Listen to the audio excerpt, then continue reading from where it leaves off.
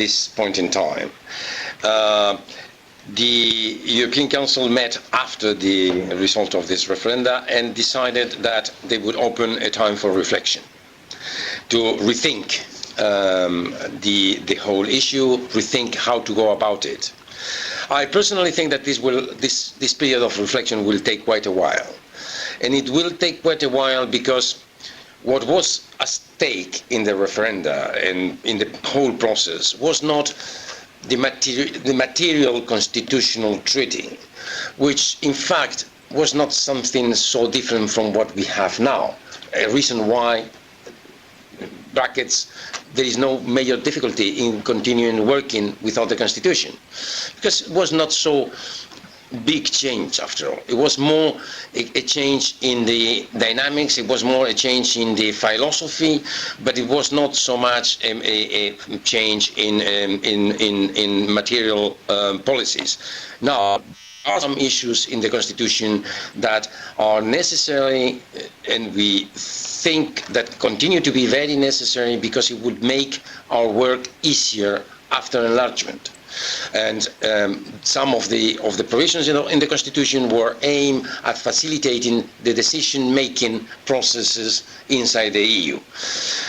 Well, this will have to wait. Somehow the message coming from the citizens has been, we don't see things clear, we want to see it better, understand better what you are aiming at, so let's rethink about it. I think this process will take some time. It will not be probably a matter of a couple of years. It will be more than that. But it is at this time difficult to say exactly how long or how many of these issues will come back to the forefront. To what extent we will continue to speak about the Constitution. Perhaps speaking about the Constitution was an exercise of wishful thinking, and we should have not called this treaty a constitution.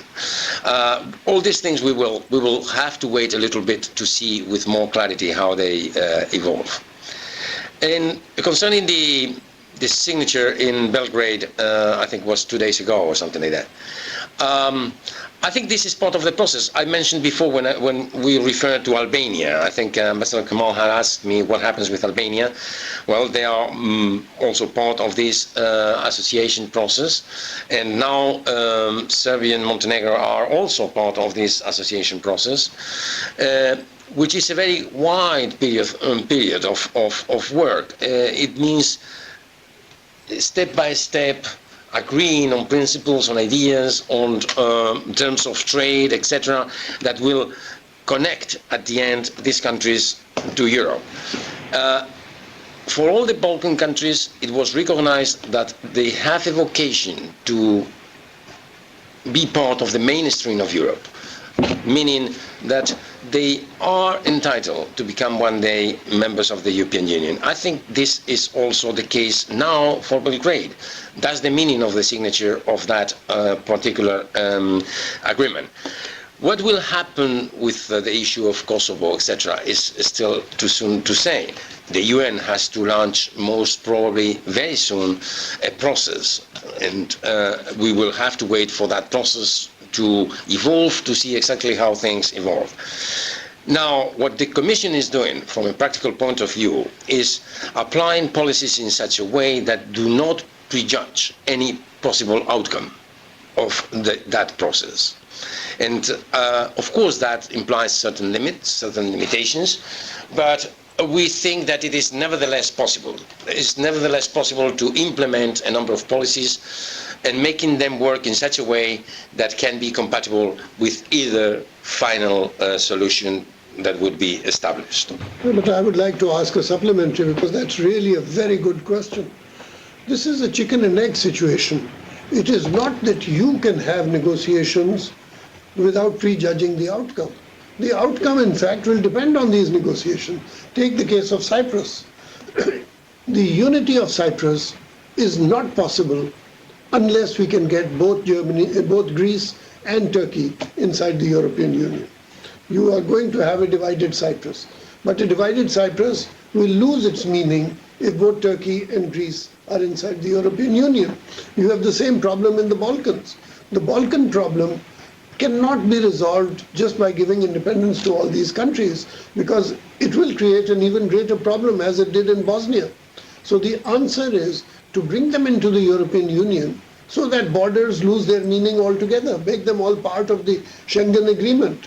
Don't you agree? Well, I think in basic theory, yes, their entry into the European Union would make meaningless some of these discussions. The question is how these things are going to evolve in a specific time period, because it might be that a solution or a decision on what is, for instance, the future of Kosovo will be taken before we are anywhere near the entry into the European Union. In any case, what happens is that, be one way or another, each one of these entities being together into one framework and one state framework, or being separated, have to accomplish a number of reforms, a number of changes, and that's what, for the time being, we are working on. So those are changes that, in any case, they have to make, whatever their final state solution will be.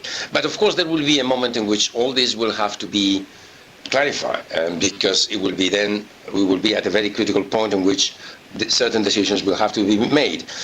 How these different tracks are going to progress and in what extent they are going to meet at some point is still something to be seen. Over to Lockhaven for two questions from Lockhaven, and I hope that by the end of that, TNEC will have put its problems in order. Over to Lockhaven. Good morning, ambassadors. My question is, are there any religious beliefs that would disqualify a country from becoming a member of the EU? Yeah, good question. Any religious? We want an honest answer to that. Are there any religious criteria? Second question, please. Good morning. Thank you for speaking with us this morning. I would like to ask, what are the member countries' thoughts on creating a standing European Union military? European defense again. Okay. Go to religion, sir. Okay, let's be honest. No, being absolutely honest. I think religion, of No, course, I is have not doubts. a criteria. I have It's doubts. not a criteria. There may be people that have doubts, but certainly is not a criteria. There is even one aspect that we tend to forget too often, is that in the present members of the European Union, there are already millions of people that have different religions from those that we could call the Christian community.